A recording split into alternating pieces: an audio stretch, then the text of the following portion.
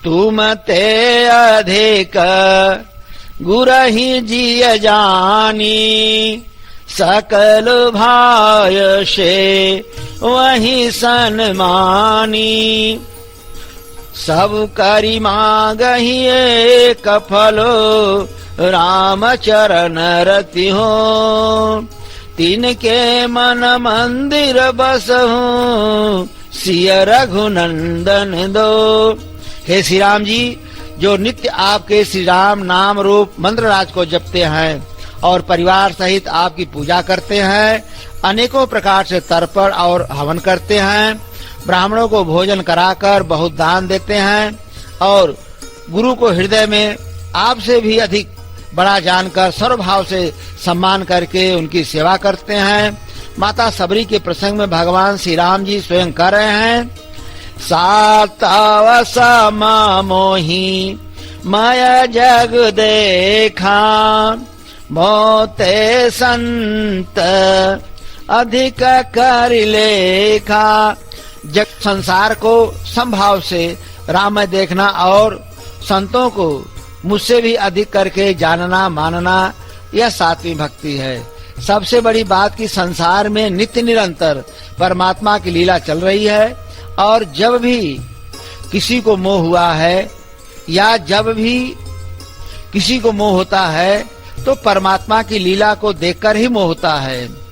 जासु सत्यता ते जड़ माया, भास सत्य इव मोह सहाया। क्योंकि जब भी लीला होगी तो माया में ही होगी, तो मोह होना स्वाभाविक हो जाता है। तो संसार संबंध व्यवस्था को सत्य मानना, जानना, समझना ही मोह है।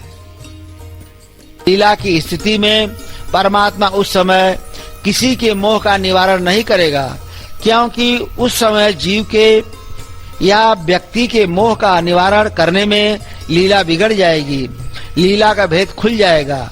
इसी को लेकर अब देखें गरुड़ जी के प्रसंग को कि जब श्री राम जी मेघनाथ के द्वारा अपने को बधा लिया लंका के रण क्षेत्र में, तब नारद जी ने गरुड़ जी को भेजा तो गरुड़ जी आए और बंधन काट कर गए। लेकिन गरुड़ जी के हृदय में बड़ा भारी विषाद उत्पन्न हुआ और बंधन को लेकर गरुड़ जी बहुत प्रकार से विचार करने लगे। व्यापक ब्रह्म बिरज बागीसा, माया मोह पार परमीसा। सो अवतार सुनो जग माही, देख्यौ सो प्रभाव कछु नाही। भाव बंधन ते छूटहि, नर जपि जाकर नाम। खर्व निशाचर बाधेउ, नाग फांस सोई राम। नाना भांति मनहि समुझावा, प्रगटन ज्ञान हृदय भ्रम छावा। व्याकुल गयऊ देव ऋषि पाही, कहे सी जो संशय निज मन माही। जो ब्रह्म व्यापक विकार रहित वाणी के पति और माया मोह से परे परमेश्वर हैं, मैंने सुना था कि जगत में उन्हीं का अवतार है, पर मैंने तो उनका प्रभाव कुछ भी नहीं देखा।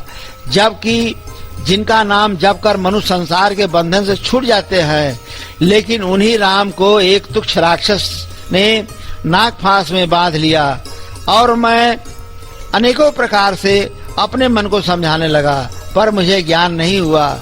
मेरे हृदय में भ्रम और अधिक छा गया। तब दुख से दुखी होकर मन में कुतर्क बढ़ा और मोह बस व्याकुल होकर देवर्षि नारद जी के पास गए और नारद जी से अपना सब संदेह कहा। अब देखिए कि गरुड़ जी के मोह का निवारण श्री राम जी ने नहीं किया, क्योंकि गरुड़ जी के मोह का निवारण करने में लीला का राज खुल जाता, लीला पूरी नहीं हो पाती और साथ साथ धर्म की स्थापना भी नहीं हो पाता। और जिन भक्तों को सुख देने के लिए चरित कर रहे थे, भक्तों को वह सुख भी नहीं मिल पाता। करे हाँ चरित भगत सुख दाता। अब एक दूसरे प्रसंग के माध्यम से समझने का प्रयास करें। हृदय विचारत जात हर के विधि दर्शन हो। गुप्त रूप अवतरे प्रभु गए जान सबको। रावण मरण मनुज कर जाचा। प्रभु विधि वचन किन चाह साचा। जो नहीं जाऊं रहे पछतावा। करत विचारुन बनत बनावा। शंभु समय ते ही राम ही देखा। उपजा ही अयति हर सुविशेखा। भरी लोचन छवि सिंधु निहारी। कुसुमय जानिन किन्हि चिन्हारे। जय सच्चिदा नंद जग पावन। अस कहि चलो मनोजन सावन। जब भगवान शिव जी अगस्त्य ऋषि के यहाँ से श्री राम कथा सुनकर वापस आ रहे थे, तब तक उसी समय श्री हरि ने रघुवंश में अवतार ले लिया था और वे अविनाशी भगवान उस समय पिता के वचन से राज्य का त्याग करके तपस्वी वेश में दंडक वन में विचरण कर रहे थे। इधर शिव जी हृदय में विचार करते जा रहे थे कि भगवान श्री हरि के दर्शन किस प्रकार से हो। प्रभु ने तो गुप्त रूप से अवतार ले लिया है और पास जाने से तो सब लोग जान जाएंगे। समस्या यह है कि रावण ने ब्रह्मा जी से अपनी मृत्यु मनुष्य के हाथ से मांगी है। यहाँ पर प्रभु ब्रह्मा जी के वचनों को सत्य करना चाहते हैं। अगर मैं पास नहीं जाता हूँ तो बड़ा पछतावा रह जाएगा। इसी प्रकार शिव जी विचार कर रहे थे, लेकिन कोई भी युक्ति ठीक नहीं बैठती थी। तब तक भगवान शिव जी ने उसी अवसर पर श्री राम जी को देखा और शिव जी के हृदय में बड़ा भारी आनंद उत्पन्न हुआ कि शोभा के समुद्र श्री राम जी को शिव जी ने नेत्र भर कर देखा। परंतु अवसर ठीक न जानकर, कैसा अवसर ठीक न जानकर कि प्रभु मनुष्य रूप में लीला कर रहे हैं और रावण ने ब्रह्मा से अपनी मृत्यु मनुष्य के हाथ से मांगी है और श्री राम जी इस समय मनुष्य वेश में हैं, तो कहीं पास जाने से यह भेद खुल न जाए, इसी बात को लेकर परिचय नहीं किया। तब जगत के पवित्र करने वाले सच्चिदानंद की जय हो, इस प्रकार दूर से ही कहकर शिव जी चल पड़े। तो जिन भक्तों को परमात्मा का ज्ञान है वे सब लोग परमात्मा के रंगमंच से बाहर हैं। उन महात्माओं का भक्तों का रंगमंच पर कोई पाठ भूमिका नहीं है और रंगमंच पर जिनकी भूमिका है, पाठ है, वे सब लोग उस लीला को सही घटना समझ रहे हैं। मंच पर रहने वाले एक श्री राम जी को छोड़कर किसी को लीला का पता नहीं है, बल्कि सब लोग लीला को सच की घटना मान रहे हैं, जान रहे हैं। तो आज भी मोह, संशय, भ्रम और अज्ञान का कारण परमात्मा की लीला ही है। जथा अनेक वेश धरे नित्य करे नटको। सोई सोई भाव दिखावई आपुन होई न सोई। दिख रहा है यार, रंगमंच पर जो परमात्मा दिख रहा है वह वही नहीं है। तो परमात्मा के लीला का ज्ञान कराने के लिए, परमात्मा का बोध कराने के लिए या जीवन में संशय, भ्रम, मोह, अज्ञान को खत्म करने के लिए सद्गुरु ही हैं। इसी से गरुड़ जी को भगवान शिव जी ने सीधा काकभूषुंडी जी के पास भेज दिया। अब सीधा वहां चले जाइए और वहां जाते ही आपका सारा समाधान हो जाएगा। आग लगी आकाश में जल जाता संसार, संत न होते धरणी पे, कौन बुझावन हार। सदगुरु के अलावा इस संसार में दूसरा कोई नहीं है, और सदगुरु सदगुरु होता है, परमात्मा परमात्मा होता है। जब सदगुरु परमात्मा की स्थिति में पहुंचकर वही हो जाता है, तब वह सदगुरु कुछ कहने सुनने की स्थिति में नहीं रह पाता है। अगर कुछ कहना सुनना होता है तो उसे उस स्थिति से नीचे उतरना पड़ता है, तब वह सदगुरु परमात्मा के बारे में कुछ कह सुन पाता है, तब वह सदगुरु होता है, तब वह परमात्मा नहीं होता। शंकर सहज स्वरूप समारा, लागी समाधि अखंड अपारा। या तुम त्रिभुवन गुर वेद बखाना, आन जीव पावर का जाना। प्रश्न उमा कै सहज सुहाई, छल विहीन सुनी शिव मन भाई। हरे ही राम चरित सब आए, प्रेम पुलक लो चन जल छाए। श्री रघुनाथ रूप उरावा, परमानंद अमित सुख पावा। मगन ध्यान रस दंड जुग, पुनि मन बाहर कीन। रघुपति चरित महेश तब, हर्षित बरन लीन। शिव जी ने अपना स्वाभाविक रूप संभाला और उनकी अखंड और अपार समाधि लग गई। अब वह वही है। व्यापक ब्रह्मो अलखु अविनाशी, चिदानंद निर्गुण गुण राशि। मन समेत जही जानन बानी।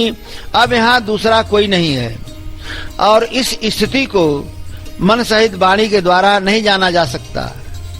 अब इसको ऐसे भी समझे, माँ पार्वती के छल से रहित सहज सुंदर प्रश्न शिव जी को बहुत अच्छा लगा। तब भगवान शिव जी के हृदय में पूरा श्री रामचरित आ गया। प्रेम के मारे शिव जी का शरीर पुलकित हो गया और नेत्रों में जल भर आया। तब श्री राम जी का रूप शिव जी के हृदय में आ गया, जिससे स्वयं परमानंद स्वरूप शिव जी ने भी अपार सुख पाया, जिसकी वजह से शिव जी 2 घड़ी तक ध्यान के रस में आनंद में डूबे रहे। फिर शिव जी ने मन को बाहर किया, तब ये प्रसन्न होकर का चरित्र वर्णन करने लगे।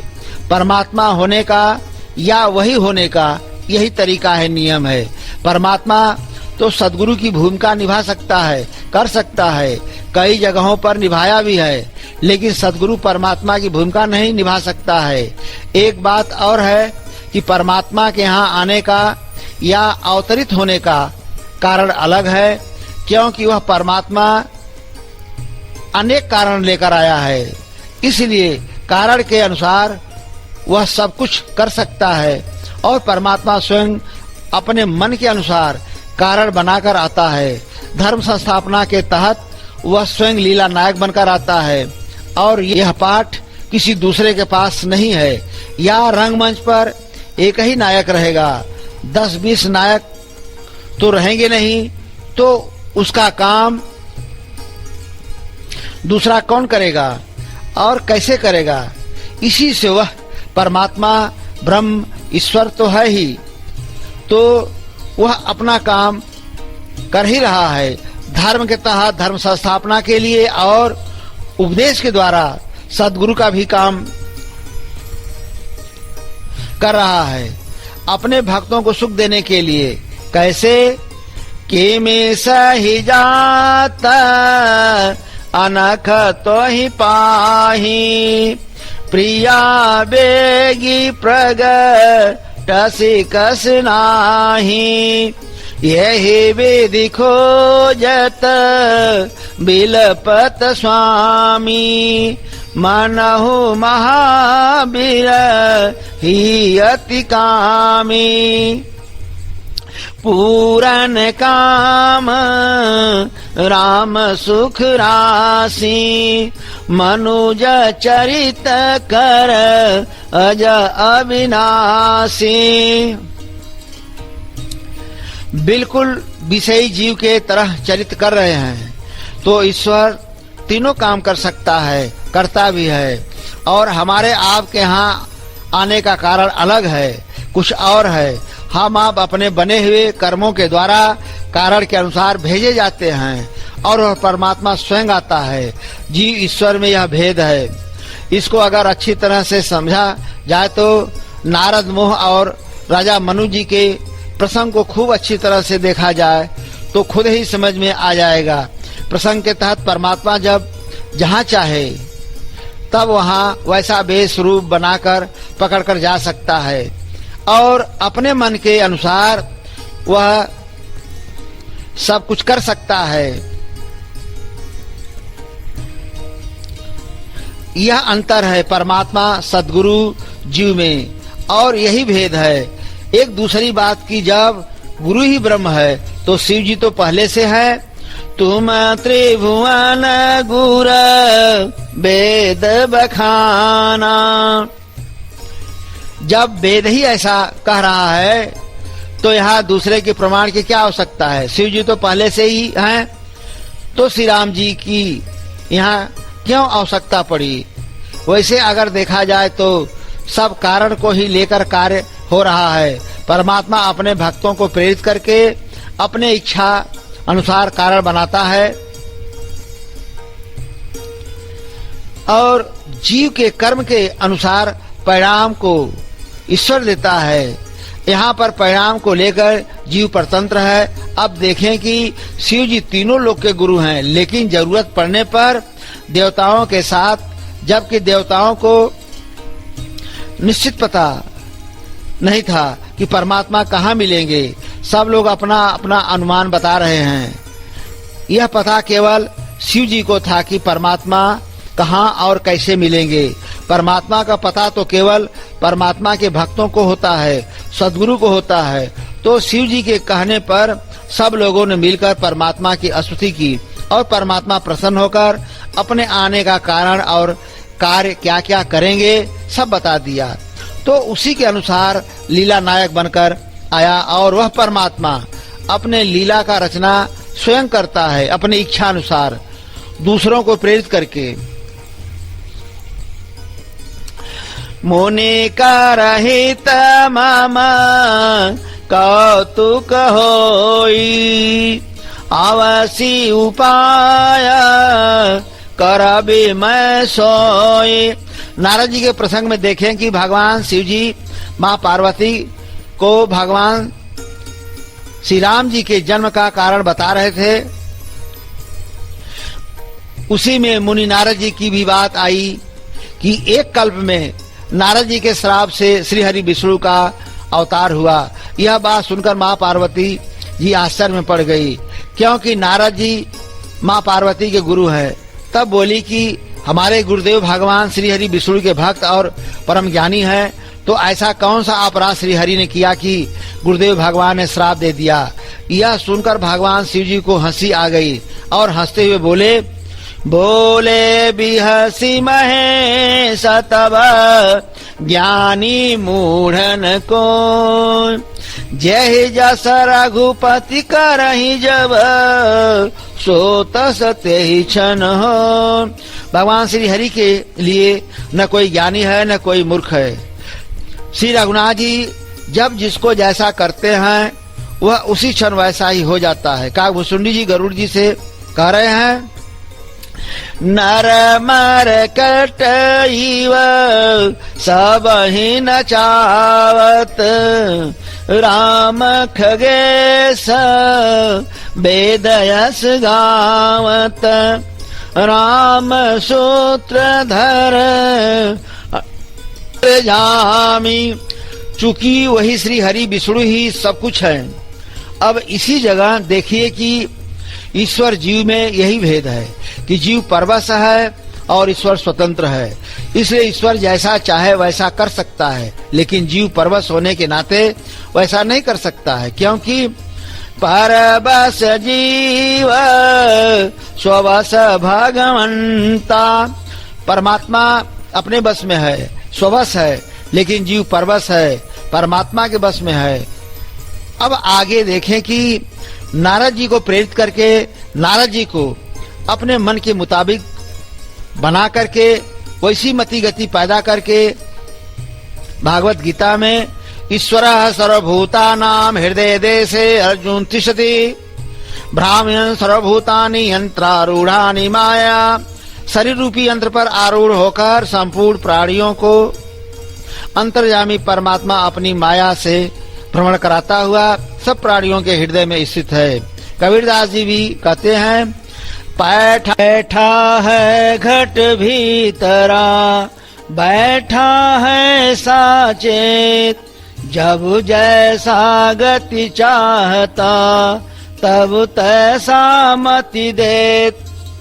जी से शिव गुणों को श्राप दिलवाकर फिर अपने को भी श्रापित करवाकर अपने को भी श्राप दिलवाकर एक रंगमंच तैयार किया, लीला नाटक करने का कारण बनाया।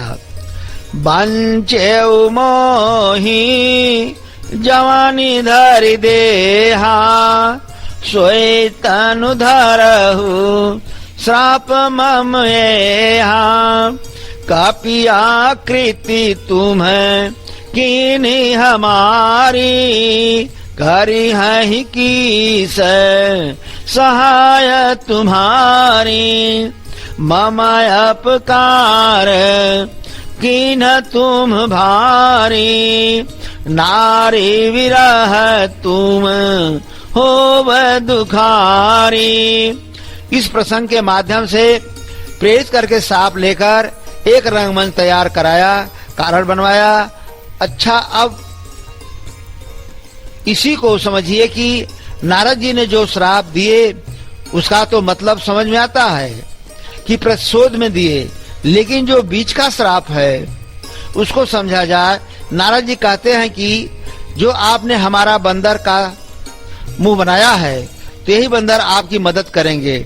इस श्राप का तो कोई मतलब नहीं समझ में आ रहा है, लेकिन वो तो परमात्मा है, उनको पता है, इसलिए कि सब कुछ करने कराने वाले वही हैं। इसी से उनको पता है कि किस चीज की कब जरूरत पड़ेगी, उसी हिसाब से अपना सारा इंतजाम माध्यम बनाकर कर रहे हैं। श्राप शीस धरि हर सिहिया, प्रभु बहु बिनती कीन, निज माया के प्रबलता कर से कृपा निधि लेन। जब हरि माया दूरी निवारे, नहीं तह रमा निराज कुमारी। तब मुनियति सभी तहरि चरना, गए पाहि प्रण तारति हरना। मृखा हो मम श्राप कृपाला, मम इच्छा कह दीन दयाला। जब भगवान मर्तलोक में आने का नाटक लीला करने का पूरी व्यवस्था बना लिए, पूरा कारण बन गया, तब नारद जी के मोह का निवारण कर दिए। तब वहाँ न राजकुमारी रही न लक्ष्मी रही, केवल श्री हरि विष्णु बचे। तब नारद जी डर से कांप गए, श्री हरि के चरणों में गिर गए और नारद जी को माया का स्वरूप समझ में आ गया। माया स्वप्नवत है, मिथ्या है, क्षणभंगुर है, नाशवान है, असत्य है, अनित्य, प्रपंच स्वरूप, दुख स्वरूप, अशांत स्वरूप है। तब नारद जी कहे कि हे कृपालु प्रभु, मेरा श्राप झूठा हो जाए। तब श्री हरि विष्णु कहे, नहीं नारद, इसमें मेरी इच्छा थी, तुम्हारा कोई दोष नहीं है। इसी तरह ईश्वर स्वतंत्र है, जीव परतंत्र है, तो इसी कारण अनुसार लीला नायक बनकर आया है। फिर उसी बने कारण के अनुसार परमात्मा ने लीला भी किया। आप दूसरे प्रसंग में देखें, एक बार जननी अनवाए, करी सिंगार पलना पढ़ाए, निज कुल इष्ट देव भगवाना, पूजा है तू कीन स्नाना, करी पूजा नैवेद्य चढ़ावा, आप गई जह पाक बनावा, बहुरी मातु तह वा चली आई, भोजन करत देख सुत जाई, गए जननी शिशु पही भय भीता, देखा बाल तहाँ पुनि सूता, बहुरी आई देखा सुत सोई, हृदय कंप मन धीर न होई, इहाँ उहाँ दुई बालक देखा, मति भ्रम मोर की आन बिसेखा, देखी राम जन नीय कुलानी, प्रभु हंसी दीन मधुर मुस्कानी। एक बार माता कौशल्या ने श्री राम जी को स्नान कराकर श्रृंगार करके पालने में सुला दिया। फिर माता ने अपने कुल के इष्ट देव भगवान की पूजा के लिए स्नान करके पूजा करके नैवेद्य चढ़ाकर पाकशाला रसोई में गई। फिर माता पूजा स्थान में लौटकर आई तो वहां अपने पुत्र को चढ़ाए हुए नैवेद्य का भोजन करते देखकर माता कौशल्या डर गई। फिर पुत्र के पास गई तो वहां बालक को सोया पाया।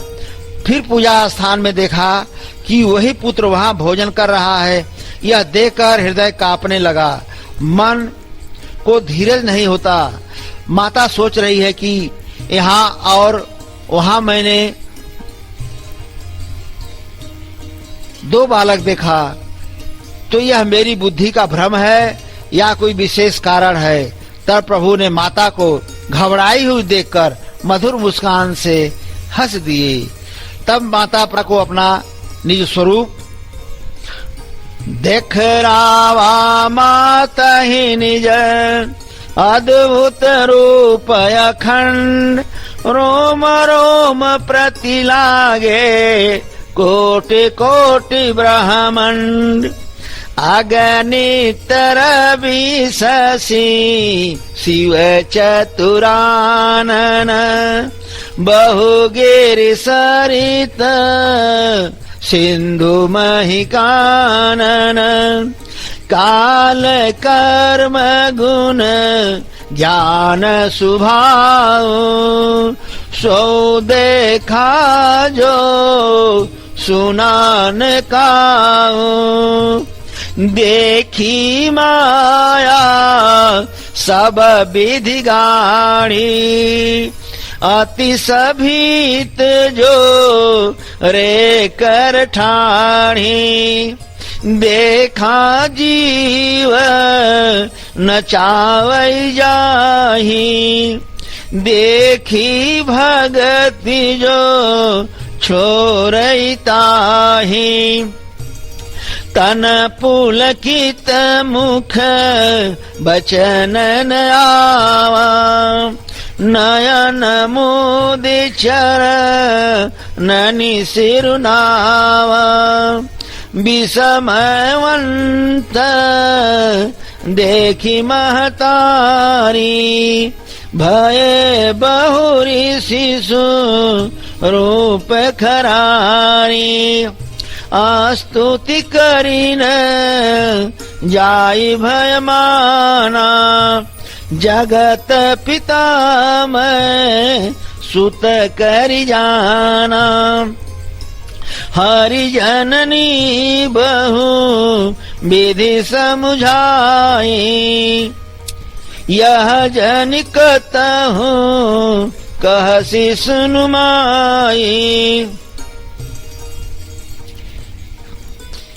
बार बार कौशल्या विनय करई कर जोर, अभिजन कबहू व्यापै प्रभु मोहि माया तोर।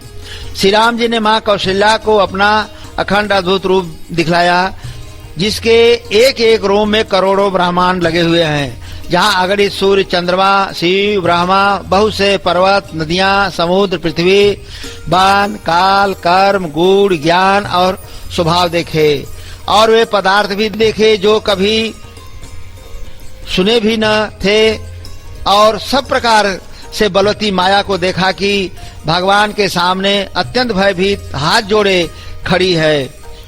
उस जीव को देखा कि जिसे माया नचाती है। फिर उस भक्ति को देखा जो उस जीव को माया से छुड़ा देती है। यह सब देखकर माँ कौशल्या का शरीर पुलकित हो गया, मुख से वचन नहीं निकल पा रहा है। तब आंखें मूंद कर माता ने श्री राम जी के चरणों में सिर नवाया। तब माता को आश्चर्यचकित देखकर श्री राम जी बाल रूप हो गए। माता स्तुति भी नहीं कर पा रही है, डर गई कि मैंने जगत पिता परमात्मा को पुत्र करके जाना। तब श्री हरि ने माता को बहुत प्रकार से समझाया और कहा, हे माता, यह बात कहीं किसी से मत कहना। तब माँ कौशल्या जी बार बार हाथ जोड़कर विनय करती हैं कि हे प्रभु, अब मुझे आपकी माया कभी न व्यापे। तब सब सामान्य हो गया, मतलब उस रात पर पर्दा डाल दिए कि कहीं भेद खुल न जाए, क्योंकि मनुष्य वेश में आए हैं। अब फिर दूसरे प्रसंग में देखें।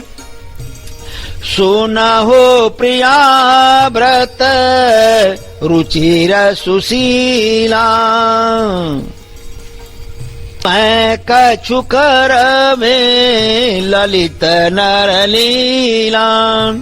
तुम पावक महु करहु निवासा, जा लगे कर निशाचर नासा। जावहि राम सब कहा बखाने, प्रभु पद धरि हिय अनल समाने। प्रतिबिंब राखी तह सीता, तैसै शील रूप सुविनीता। लक्ष्मण हूँ यह मरम न जाना, जो कछु चरित रचा भगवाना। लीला के समय परमात्मा तो अपना भेद बताएगा नहीं। देखें, जब माँ सीता को अग्नि में प्रवेश कराकर माया के सीता लानी थी, तो उस समय श्री राम जी लक्ष्मण जी को जंगल भेज दिए कंदमूल फल लाने के लिए। बताएगा तो लीला बिगड़ जाएगी, और आगे का तमाम लीला या जिस लिए आए हुए हैं वह सब काम अवरुद्ध हो जाएगा। इसलिए उस समय लक्ष्मण से भी भेद रखे, पर्दा रखे, नहीं बताए। हाँ, उस समय बताएगा जब रंगमंच से बाहर होगा, मतलब लंका विजय के बाद, अयोध्या का राज सिंहासन संभालने के बाद अयोध्या वासियों को बुलाकर सबको उपदेश दे रहे हैं, अपने तक पहुंचने का मार्ग बता रहे हैं। तो लीला के समय जो भगवान के भक्त होंगे वही परमात्मा को बताएंगे। इसी से कह रहे हैं कि जब हमारे भक्त को हमसे बड़ा मानकर उनका जो हर भाव से सेवा करेंगे, तब शिष्य भक्ति पाने का अधिकारी बनेगा। सबसे बड़ा राज की बात की हम तो सेवा करेंगे सदगुरु की, लेकिन उस सेवा से प्रसन्न कौन होगा? भगवान श्री हरि होंगे। जब काकभूषुंडी जी शुद्ध शरीर में थे तो उस समय भगवान शिव जी कहे, सुनो मम बचना सत्य अब भाई, हरि तो सन व्रत द्विज सेवकाई। बृहस्पति जी भी इंद्र से कहे, सुनु सुरेश रघुनाथ सुभाऊ, निज अपराध ऋषाहीन काऊ, जो अपराध भगत कर करई, राम रोष पावक सो जरई। इसलिए मानत सुख से वक सेवकाई, सेवक बैर बैरु अधिकाई।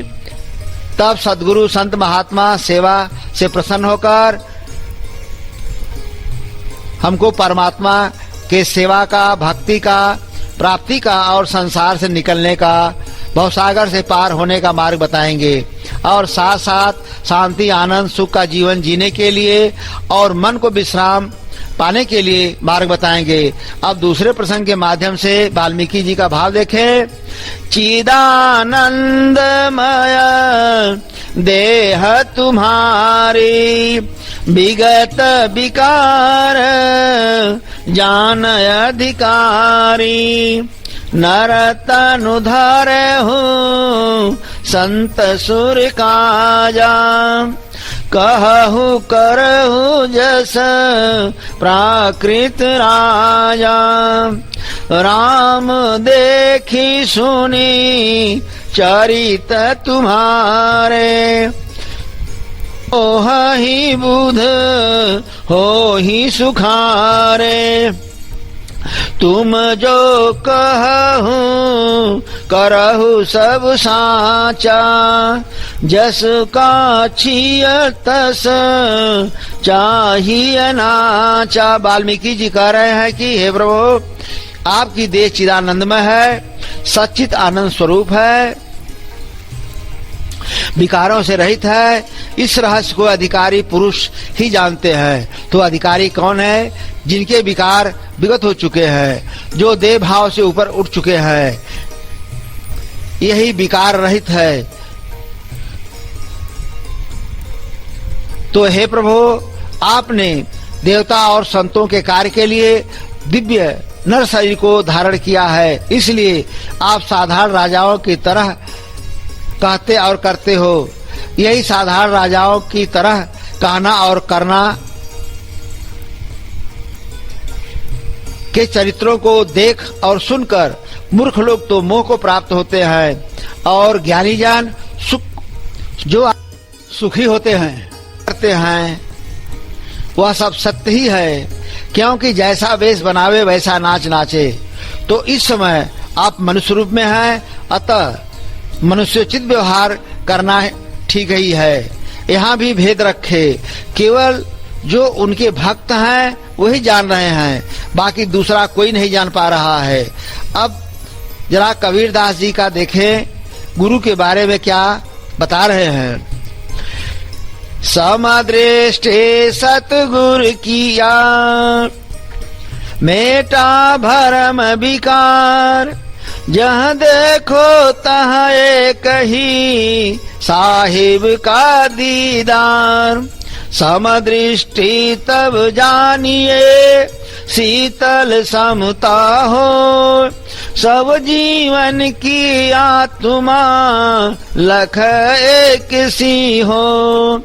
आदि नाम पारस है, मन है मैला लो, परसत ही कंचन भया, छूटा बंधन मो।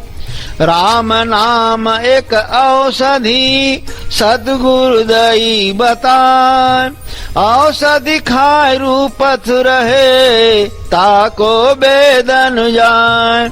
गुरु गोविंद दो खड़े काके लागू पार, बलिहारी गुरु आपने जिन गोविंद दियो लखान। सतगुरु की महिमा अनंत अनंत किया उपकार, लोचन अनंत उघारिया अनंत दिखावन हार। इसी से गुरु बड़े गोविंद ते मन में देखो विचार, हरि सुमिरे सो बार है गुरु सुमिरे सो पार। भगवान का भजन सुमिरन करने में बहुत बाधा है, कठिनाई है, रुकावट है, भेद है, समझना बड़ा मुश्किल है, मगर गुरु के बाणी को याद करके पार होना आसान है। इसी बात को लेकर कह रहे हैं, 7 द्वीप 9 खंड में गुरु से बड़ा न को, करता करे सो कर न सके गुरु करे सो हो। कबीरदास जी के कहने का भाव कि गुरु के बाणी का सुरत करना, ध्यान करना, स्मरण करना, याद रखना, क्योंकि गुरुदेव भगवान की बाणी ही भक्ति देगी, मुक्ति देगी, पार करेगी, संशय का नाश करेगी।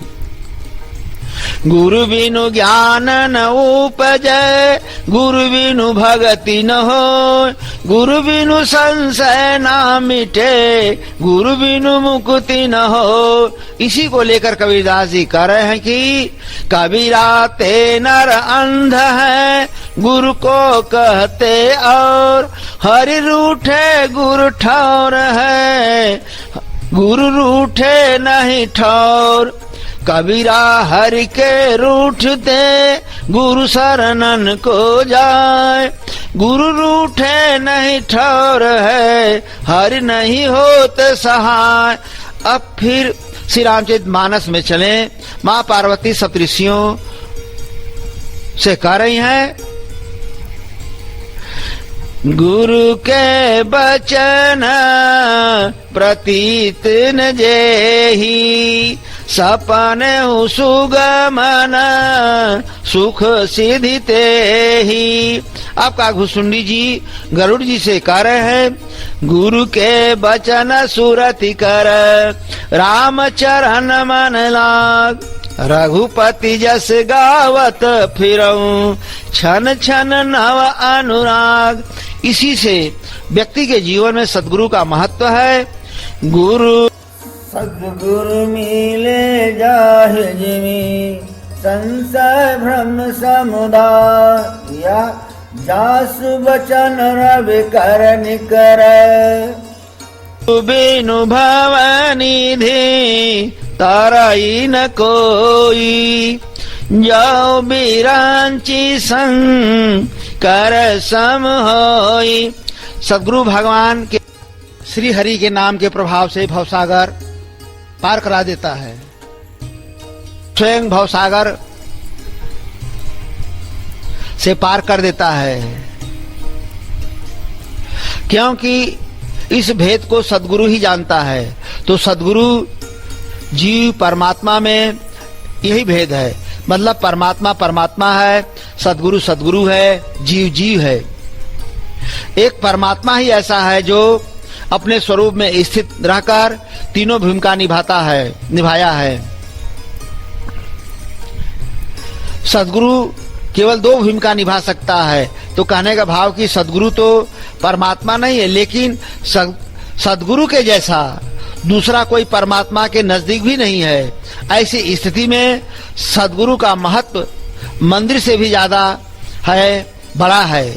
इसी से संत भी अनंत हैं और इनकी महिमा भी अनंत है। इति वेद वदन्ति न दंत कथा, रवियातप भिन्नम भिन्न जथा। वेद कहता है यह कोई दंत कथा, कोई कल्पना नहीं है।